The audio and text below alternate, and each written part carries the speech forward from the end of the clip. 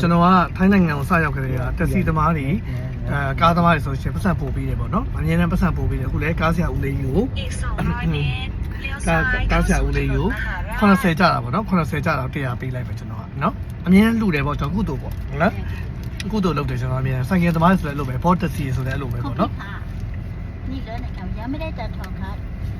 ยังไม่ได้จัดทองไม่ใช่อาจารย์เย็นนะใช่ค่ะครับผมครับผมไม่ต้องถอน ไม่ต้องถอนใช่ค่ะครับผมครับ ช่วยเลยค่ะชูดินตลอดค่ะကုသိုလ်ရတယ်နော်ကုသိုလ်တစ်မျိုးပဲနော်သူတို့အရန်ဟုတ်တယ်မရဘူးဟုတ်တယ်မှန်တယ်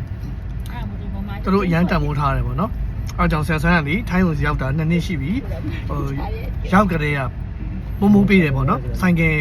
အဲ့လို50ကျရင်100ပေးလိုက်တယ်80ကျရင်100ပေးလိုက်တယ်ပို့ပေးတာပေါ့နော်သူတို့အရန်ပျော်တယ်ကုသိုလ်ရတယ်နော်ကျေးဇူးပါကုသိုလ်ဆိုတာရှာတတ်ရင်ကုသိုလ်ကကိုယ်နီနာလေးမှာပဲရှိတယ်ပေါ့နော်ကုသိုလ်ကစိတ်ကောင်းလေးထားကုသိုလ်ရှာတာပေါ့နော်